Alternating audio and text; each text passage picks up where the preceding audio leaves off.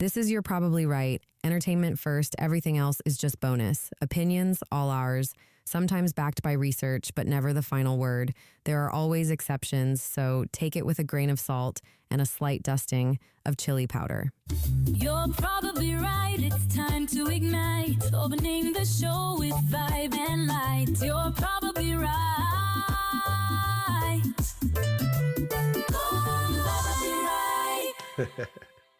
I like that one. How you doing, y'all? This is M.C.M, and you're listening to You're Probably Right podcast, where we sing and talk and do all kinds of stuff here. Anyhow, thanks for showing up. If you're the first time listener or if you are a long time listener, I really appreciate you hanging out with me. If it wasn't for you, I would be here by myself. It's kind of weird though, you know. Here was a funny thing. I was actually looking up the other day. I was saying, I wonder if talking to yourself, you ever heard people like, oh, if you're talking to yourself, you're going crazy. And then I thought, you know what? There's a lot of us who do these podcasts who are essentially, unless somebody else is in the room, you're literally talking to yourself. Now, I know we're anticipating somebody listening, but at the end of the day, if you're sitting in a room doing a podcast with a microphone in your face and a wall or maybe a window, you're technically still talking to yourself. It's kind of like the concept people say of, people driving, and it's like you're literally not going anywhere. You're sitting in the same seat, but you're moving far distances. They said that's likely, what is it? It's a lot like hypnotism. Anyway, that's what they say. Fun fact, useless fact, whatever you want to call it. Okay, so anyway, episode 243. 20 questions men wish you'd never ask. So I'm just going to answer these questions. I took a peek at one. I try to do these, as people know, if you've listened to my podcast before, I try to do these questions where I have no clue what you're going to ask, or, it just makes it more, makes it more interesting. Sorry, I got something in my throat. But the only thing is the answers probably won't be that deep. But I'll do my best to be as honest as I could possibly be. Remember, this podcast is for entertainment purposes only. I do not profess to be a professor of anything, except a professing Christian. That's about it. I am a Canadian. I am a man. I am a father. And that's about all I got for you. Anyways, moving right along. Okay. So, welcome to episode 243 of You're Probably Right.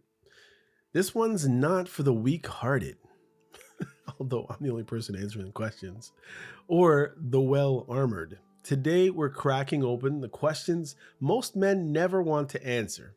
Not because they're bad questions, but because the answers make you face some uncomfortable truths about love, masculinity, loneliness, and how it feels to be a man in a world that can't decide if it loves or resents us. If you're a woman listening, this might give you a peek behind the curtain, possibly. Not to pity us, but to understand how silence can look like strength and feel like drowning at the same time. Let's call it what it is. 20 questions that make men squirm. Let's go. I like to do these every once in a while, guys. Like, I could sit here and pretend that I know everything and, I can curate pretty much anything on anything at this point, like everybody else, right?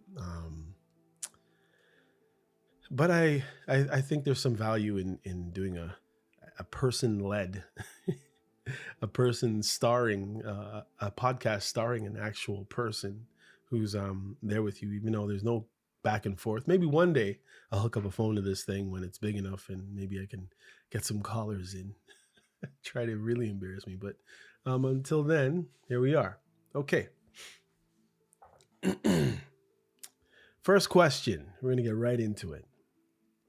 Do you ever feel like your emotional safety net, but no one ever asks how your day went? Wait, let me read that again. Do you ever feel like you're the emotional safety net, but no one ever asks how your day went? I would say not really. And the reason why I would say not really is because I just believe that that's just one of the responsibilities of being a man, and further down the road, being a husband, being a parent. Um, so in my case, there is no woman to ask me this question, but as it stands right here, I'm home with my kids, and all my kids are here, and they're doing their thing. And I tend to ask them how their day was every once in a while. Probably been my little one will ask me. But in general, like it doesn't bother me really. I mean, I do have feelings like other people do, but I don't expect it. It's probably something that I just got used to, though, to tell you the truth. Um, Sometimes I don't know. I can't speak for all the other guys, but for me, I can say that most of the time I kind of keep that stuff inside. And if I have a question because I want to get to the end of a problem or I want to solve a problem, then I might ask a question in that way. I wouldn't just generally, I don't really vent just for the sake of venting to get something off my chest, because things don't really get off my chest and probably the average guy until the problem is solved. It's not a matter of just um, communicating what's going on technically. And maybe it's something I need to work on, but it is what it is at this point. I don't really feel any way if nobody asks me how I'm doing, you know, in general. But as far as, I guess, the way they worded this question, yeah, I would say so. Yeah, I'm cool. All right. Number 2, have you felt more pressure to act manly at home than to just be honest, especially when you're exhausted? Well, I don't know if I call it being manly. I think as parents, as adults, we just have certain responsibilities, like to wake up in the morning, to go to your job, um, to handle something if something goes awry. Um, I don't feel any pressure to do anything extraordinary. Um, I would say I felt that way like when my parents were alive, or maybe with a significant other. You got to make sure you do something on time. Now it's kind of like, if I don't do it, it just doesn't get done, and it sits there in my face and nobody else cares except for me. So like, if it was the garbage, or I'm sitting here looking at these weeds in the backyard and saying, I need to go weed whack them, you know what I mean? But not really. I don't feel the pressure of, to the so-called, to be a man kind of, you know, I just live my life. I just do my thing. And the reason why I live this way, I would say, is because I know that my parents, they worked hard. Not a lot of um, like in their lives, there wasn't much notoriety. Um, they did what they were supposed to do in most cases, and what they were expected to do. They told the line, as someone would say. And then looking at their senior years, and just what became of them, it kind of lets me understand that definitely respect what they did for us as children, um, and honor and respect their legacy. Definitely remember them in fond ways, but then at the same time,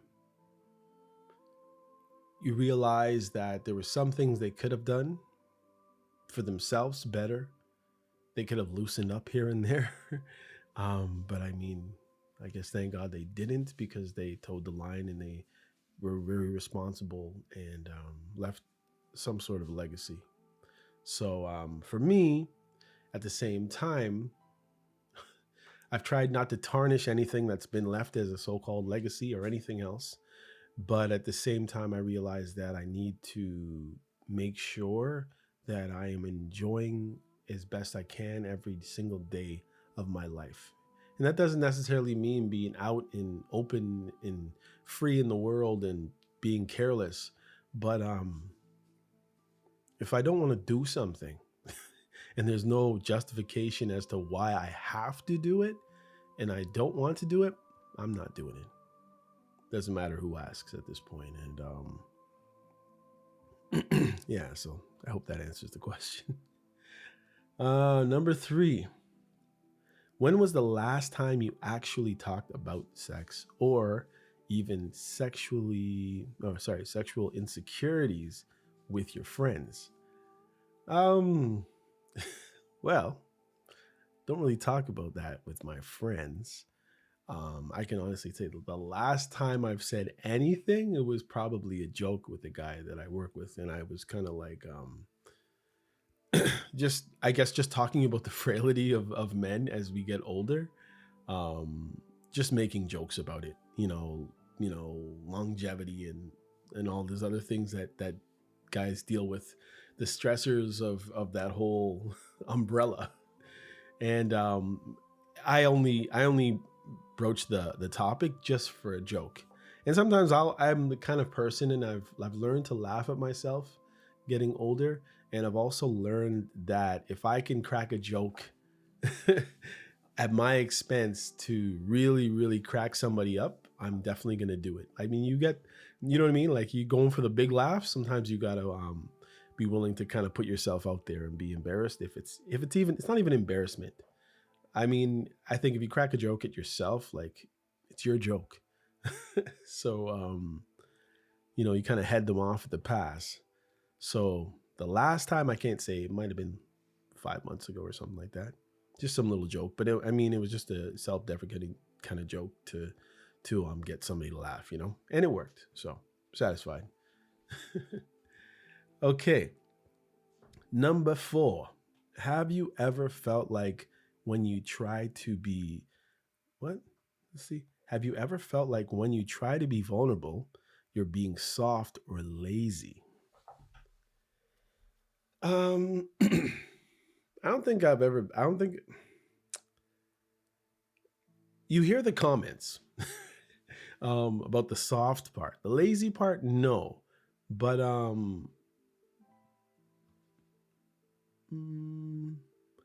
I would say the vulnerability in maybe just something that I needed to say. I think the only thing is because guys don't get the opportunity, nor are they asked to be, as much as people think that they want guys to be. I don't feel soft and I don't feel lazy, because I just believe that, as guys, we have emotions too. So I don't think I even have to be. And that's another thing. I literally try to be as honest as a person as I can, and I'll try to give you the most honest answer I can. So if I was talking to someone and if I felt like, here's something. It's not really the best example, but I guess it's a good example. Okay, so if you've been listening to this podcast for a while, you would know that in the past, I don't know, the COVID years, from 2020 on, for the last 5 or so years, whatever it is, I've had various family members pass away.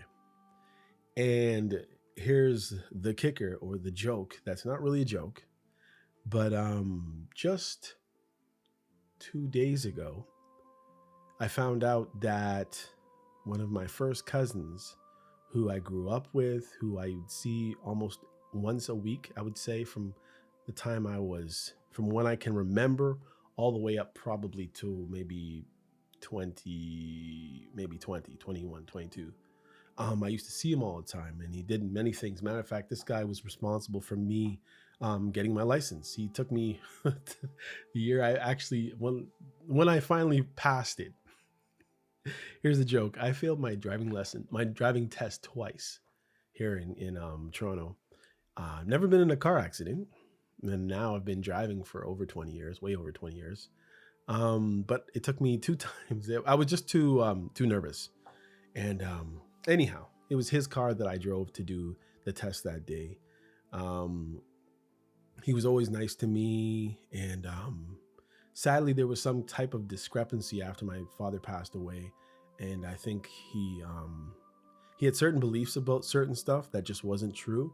But when you don't have a lot of connection to somebody, and maybe you have other people speaking and talking in their ear, they might believe something that's not necessarily true. And I always thought that I'd get the opportunity to talk to him again, right? To really hash it out and have a conversation with him properly. But unfortunately, 2 days ago, I found out that he passed away. And because we lost track after my father passed away and he didn't come around anymore, I found out 2 years after he passed away.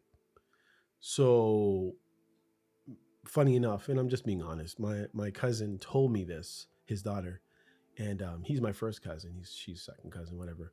But cousin's a cousin. But and I was standing in the middle of a grocery store, just happened to see her, and I thought it was her from the back, and then I turned around, it was her, and she walked up, and hey, and pleasantries and stuff like that, and then we were just barely got to talking, and then she's like, yeah, my dad passed away 2 years ago. And I was like, what? And you can act all stoic. The conversation kind of moved on from there, but I couldn't move past it. And I know I could have moved past it and probably saved myself the tears. But nah, it is what it is. I mean, I wiped the tears because it was with somebody special, someone close, technically close. It was just, when you're still close with a family member, even though you haven't seen them for a long time, or even if there is maybe a rift, that there's still that person in your life. So when that happened, I kind of leaned into it, and tears flowed. So were flowing so much that she ended up having to hug me, and maybe she probably felt a way that maybe they didn't let me know what happened before, or at the time it was happening, or even when he was sick and all that stuff. But maybe one time I wouldn't have felt that way. But I honestly, from my parents, from my father, I would say the one thing he never made me feel that I had to be stoic, I had to be with no emotion and not expressive or anything like that. Even though he wasn't a crybaby, or he wasn't soft or anything like that. And I would say we're pretty tough guys, and we're pretty good stature. So we've never been mistaken for being soft. But no, when I feel it, I do it. Kind of like the kid from that movie Blended. If you've seen the movie, But yeah, if I feel away, if I feel upset, you might see a tear. If I'm angry, you might see me shout. You know what I mean? I'm fully functional with all of my emotions, and I fully am okay with who I am. And I never want to guard something that I believe should be just wide open and open. It's not like I'm out there bawling every day, but it was a serious situation. So there's your big answer. 5, if someone confronted you about weaponized incompetence, incompetence, would you laugh or quietly agree? If someone confronted you about weaponized incompetence,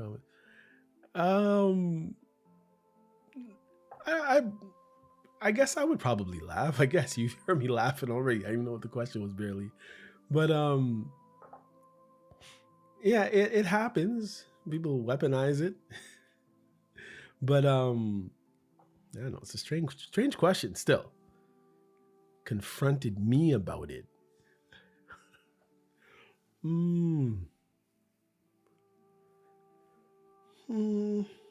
know what? I would laugh, and I might agree at the same time. I might just say what it if it was referring to something that I did, or something that I wasn't able to do, or I should have been able to do, or I should be doing it, or whatever it is. And I would look at it for what it is. If it was about me and there was somewhere where I was lacking, I would admit it. I might even say I'm going to try to do better.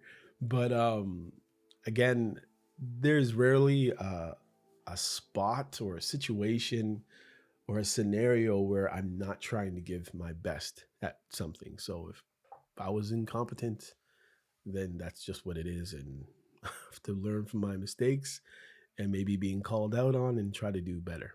That's about it. All right. Moving right along. Number 6. Do you feel like masculinity is outdated but still demanded of you every day? I think some people try to say that it's outdated, but the fact that there's men and women on this planet, it's never going to be outdated. A man has to be a man. And what is that? Well, I believe just in the traditions that I was raised in, there's certain things that guys do, right? Guys open car doors, guys open the door and let women walk through. Maybe even guide you by the small of your back, just, in the direction you're supposed to go through a crowd, or maybe walk in front and take the people knocking into you in a crowd, like if you're a blocker on a football field. I believe that it's a man's responsibility to work, and maybe not even necessarily, if he can't afford to retire, work until he dies. I don't believe it's outdated. A guy walks on the outside of the sidewalk by the road just in case something pops off. A guy is supposed to walk down the stairs in front of his woman just in case she slips and he can catch her fall, or she can knock him down the stairs and catch her fall herself. I believe that guys take the garbage out. If there's a man and woman at a house, that's something he does. If something was wrong on the roof, the guy would be expected to climb up and go and fix it. If anything was broken in the house generally, and it could result in physical harm in any kind of way to anybody in the home, then I believe that a guy is supposed to go and solve that issue. And that's just one of the responsibilities of being a man. That's just me. And I think a lot of guys like that. So I don't think it is outdated. I don't think it's dead. There are beliefs in our society that is tried to soften up men and rough up women, literally, from men being in their sports to having guys changing in the change rooms and all these different things that have been happening. But I think a man is a man is a man. And that's just how that's how I live. Oh, hold on a second. I got to make this thing longer. Hold up. Wait a minute. There we go. Let me move this down here. That's better. All right. Next question. Number 7. Does showing weakness feel like losing your status as a man?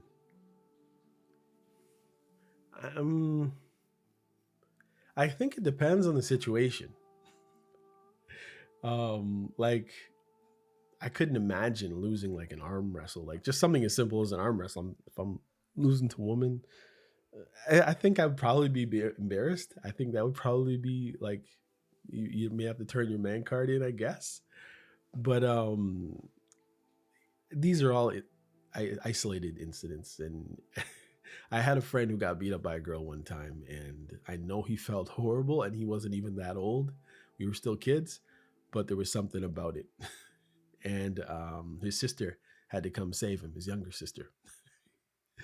So it became a running joke back in those days. But showing weakness, I honestly don't know what it means to show weakness. Somebody could probably show, like, would that be like not being able to lift a weight? Crying? I don't think so. I mean, there's strong men and there's weak men. There's stronger men and there's strong men, and there's weak men and there's weaker men. So, as they say, there's levels to it. But no, if you're weak and that's what you're showing because you are weak, then you need to strengthen yourself. And I don't think there's any harm in being pushed to the max where you're weak in an area, weak speller, weak in math, weak in whatever. I think you could just work on it. And I think it depends on how you look at it. I guess you would have to look at it, or you'd be a person who would have to look at it like, glass half full, and say, okay, well, I'm not so great there, and I have room to improve, or room to, grow stronger in whatever areas that it is, whether it's understanding, financial literacy, saving, taking care of the lawn, understanding the information that I need to put forth for other people to understand or to impart it, whatever it is. But I don't think so. I think you are who you are when you are it. And if you know that it is weak, then it's time for you to do something to strengthen that it, whatever it is. There you go. 8. Would you talk to a therapist, or does that still feel like losing ground? I think for most things I would, and I have I've been counseled before, not necessarily like a therapist, I guess, but I guess it's therapy anyways. But I mean, I'm kind of trained, as somewhat of a therapist myself. So when I guess I probably look at it as a different thing, and I think it's empowering to be able to go and talk to somebody and to bounce some ideas, some behaviors, some situations that you've been through, and maybe you haven't been able to talk them through or talk them out, or blurt them out to somebody. So maybe even I could hear it out loud, like what it sounds like, or what I sound like saying what I'm saying, or confessing whatever I'm confessing. I think it's a good thing, because it shows, like, to be in therapy, you have to think. You have to use your mind. The therapist isn't there to guide you in any specific direction, except for guiding you in the right way, so that you can get to maybe a full understanding of where you've been, where you are, and maybe where you're going, and maybe help you to figure out solutions for yourself to get over a problem, to deal with a problem, or to anticipate problems. So I think it's fine. Next question. Number 9. Is the idea of admitting mental health struggles still tangled with shame? I guess I could probably answer this question too. I won't tell you why, but not why you think, but I don't think so. If you've noticed that there's been a rise in mental illness, there's been a rise in autism, and some people, you have autism, and just mental health in general, of people saying they have schizophrenia, people who say they're what do you call it? What's the big one? Bipolar. Like, there's a lot of people admitting that they have these things nowadays, and to the fact that, even OCD, and people will be just blurting it out. I got this, I got that, I'm depressed. All these different things that are actually mental illness, sickness, struggles, mental health, challenges. And it seems like people realize the stigmatism's changed, and they've realized even with schools that they can get help for their child, and they don't have to worry about the kid being blacklisted for the rest of their life. That was a belief that parents used to have back in the olden days. But I think people look at it different now. It's just a challenge, and it's not the end of your life. And therefore, if you get the right supports, then you can be successful, or even more successful than you would have been if you didn't have that specific mental illness. So admitting you have those mental health struggles, I don't think it's as tangled with shame. In some cultures, I know it still is. I mean, you'll have people who will move their kids halfway across the city if they can, or across the world if they can, to bring the kid to a different school, try to get them help. Once maybe if the mental illness becomes, if the say the educational professionals become aware that there is a serious issue with the child, I've seen parents move them right out from certain cultures. So I know it still exists, just not all around and not in every culture. Number 10. Have you lost close friends and didn't know how to get them back? I would say so, but in my case, I kind of was one of those people who just kind of placed everything into my marriage, which was not a good idea from that standpoint, because maybe you would have had somebody to talk over your situations when you were making bad decisions. That probably some, if you kept proper friends that weren't yes men around you, that could probably help you navigate some of the tougher things that men go through.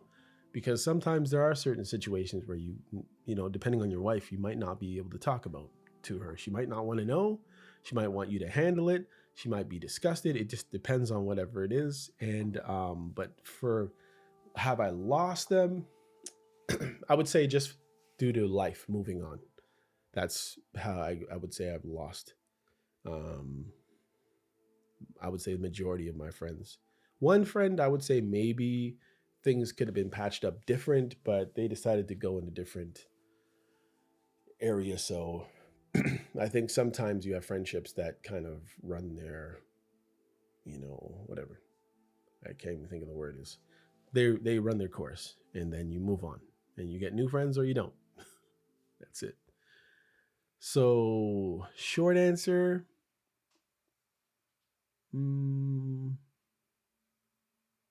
I would say yes in one case. Okay, next question. Do you ever wish you could show your soft side but not be seen as soft? I would, so it's not a problem.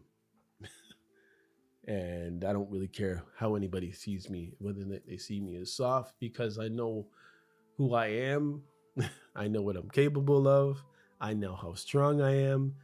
And I know that for me personally, I'm above average in different types of strength and understanding. So from what I think, who am I, right? But no, I have no issue with showing my soft side. I think I've already said that anyway. 12. Is it easier to play a role than to be seen struggling? No.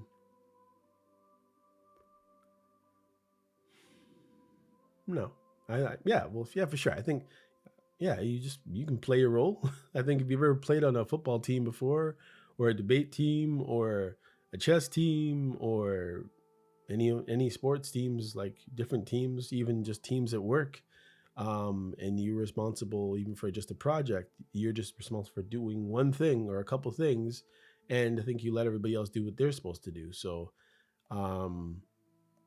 I don't have an issue, but also I don't have an issue with, because I'm used to it as well, struggling by myself to handle something without any team members. So I can go, I see the use in both. I see the use in being able to handle issues and situations by yourself and struggling it out and really, toughing it out. And then I also see great use in being able to step back and say, hey, can you help me with this? Or learning how to delegate responsibilities to other people so you don't have to overwork yourself, so that you're still useful for whatever the battle is that's, going forward. All right, moving right along. Whew. 13. Good lucky 13. Do you feel like society calls you privileged, then ignores your pain? Do you feel like society calls you privileged, then ignores your pain? I think they did that.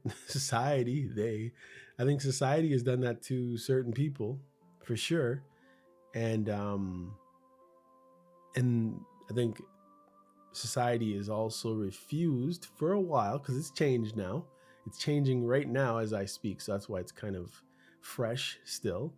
Um, I think, yeah, pain was ignored for a while, and the people who were in those struggles have had enough, and they're looking at different ways of solving the issues. But yeah, it's an interesting question. And I don't think I'm privileged, but apparently we all have some privilege, right? If you are living in a home, whether it's an apartment building, a house, condo, and you have a place to lay your head tonight, you are privileged over someone who does not. If you have a pair of shoes, you have privilege over somebody who does not have shoes. If you have strength in your body, you have privilege over someone who doesn't have strength in their body. If you are alive, you are privileged over someone who is not. So we all have a certain level, a certain amount, and I just believe that we should just consider ourselves blessed. That's about it. 14. Do you ever feel invisible as a man who feels, not just performs? I have. There's been times when it was kind of like, what about me? What about my feelings? And sometimes you get into situations where you're in an argument with someone, and maybe you've been in argument with a person more than once, and somehow the flip of the script would always happen. And even if there was a situation and you were supposed to you're supposed to be like the main character in the scenario and the issue and the problem in the story, and somehow this person would always figure out how to flip it and make it about them instead. Or let's just say you had somebody who was maybe talking about stuff and that didn't put you in the greatest light, and they were telling everybody about your situations or whatever the problems were, and you confronted them and they said, no, I was just telling the person about my life and you happen to be a part of it, so therefore I feel all right to say whatever I want because it has to do with my, like, so in a certain way, yes. And I don't think I would ever go back in a situation where I had to feel invisible, or if my feelings didn't matter. I would never get back into a situation like that. It's just pointless, a waste of my time, waste of my life. And knowing the struggles that my parents put themselves through to take care of me, to raise me, and I owe it to them, I think, to be happy.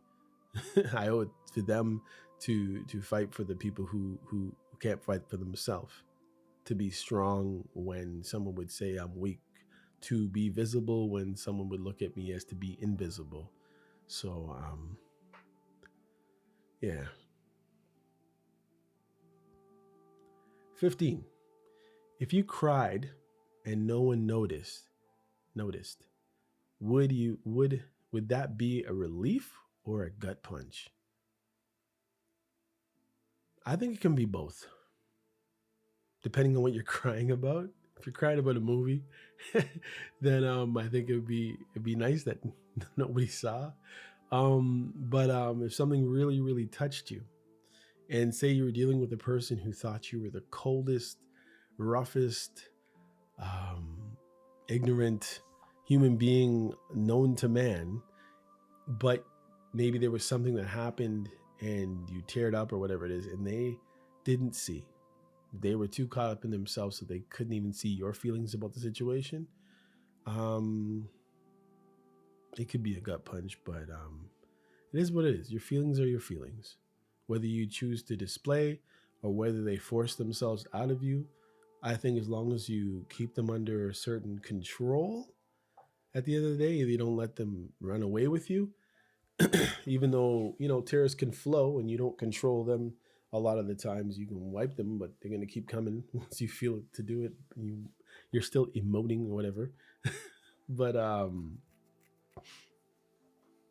think it just depends. And sometimes I think in our lives, of course, growing up as kids, sometimes you want other people to see us cry. But as an adult man, no, I'm not looking for attention that way. But again, going back to a couple days ago, If it happens, it happens, and I don't like if it's something like it was a death. Am I gonna be embarrassed? I mean, you have the thoughts. Oh, people are probably wondering why I'm bawling, but it is what it is. Be yourself, I believe, and live through your moments and live through your pain and feel happiness, feel joy, feel pain, feel struggle, and move on as best you can.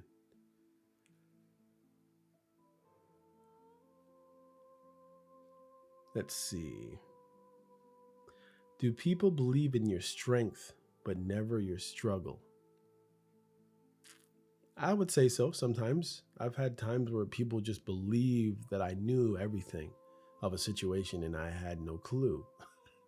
um, I've seen, I've had things where I've done things which took a tremendous amount of strength to do, to stay focused, to lift, to push, to move, to carry. And people see that and they're impressed by that. But to see you struggle, I don't know. Sometimes it's interesting watching. Sometimes you'll see somebody see you struggling and the looks in their eye. I thought you could do better. I know you could do better. I thought you were faster. All these different things, all the expectations. It's shocking sometimes. Flattering sometimes too, though, when you're unable to do something that people thought you could do. They just, So I guess it depends on the angle in which you're looking at the situation. All right, let me move this down. We only have 4 more questions. Let me move them down.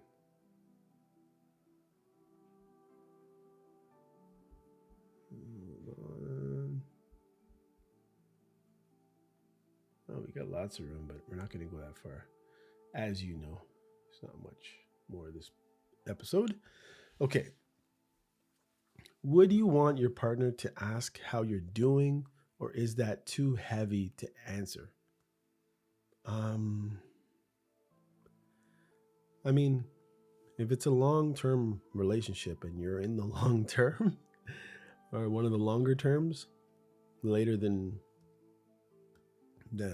recent or new, or whatever it is, I would say, I didn't say it right, but I would say no. I would feel no way. Somebody says how you're doing, then I think you should be able to tell them how you're doing for real. I mean, obviously it's not the thing that you'd say on the first date, kind of like our last episode, but I think you owe it to them. If they're asking the truth about how you're doing, I think you should tell them.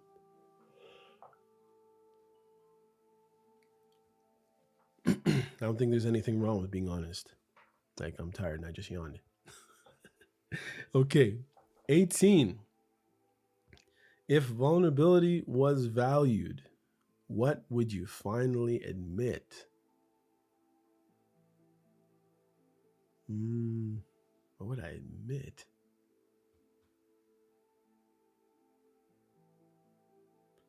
There's nothing I hide. I mean, maybe I would probably say that I've teared up, watching a few movies more than maybe somebody would think. But I'm okay with that. There's not much I'm really scared of doing or saying when it comes to vulnerability. It is what it is. And I am who I am. That's it. Can't be somebody else. I'm the best at being me. All right. 19. Did resilience become code for don't tell anyone you're hurting? No, I don't think. Well, maybe somewhere in society, not in my books. In my books, resilience is being able to come against those things that come against you, and whether they're pain causing or maybe causing you to be humble, for someone to fully understand that struggle that you're going through or gone through, been through, going through, whatever it is, they have to understand the full picture. So being resilient is a part of life. And I don't think it's a code for don't tell anybody you're hurting. I think you just got to do what you got to do. But I don't think there's anything wrong with expressing where you are as a man in whatever the situation is. Or I don't think you should be an issue with you asking for help to do things rather than just breaking your body, which I've done before. Carrying stuff too heavy when instead I could just ask somebody even a lot smaller than me just to help me balance something before. Growing up, I just was, either maybe I was angry, frustrated because I was doing it myself. Oh, I got the washing machine. I can carry it myself on my skateboard and then carry it up these stairs by myself. Push it up, slide it up. I know Newton's laws. Meanwhile, hurting myself at the same time. I think there's strength in asking for help and being able to receive that help. I don't think it's necessarily strong, except for strong-willed and maybe ignorant of what can happen to you when you try to do everything yourself. So I don't think there's anything strong in just being bullheaded and trying to do something that you know you're not strong enough to do by yourself. There's strength in being able to admit that you're not the end all be all of whatever the situation is and ask for help. All right, last question. If you could redefine masculinity in 3 words, what would they be? Honesty,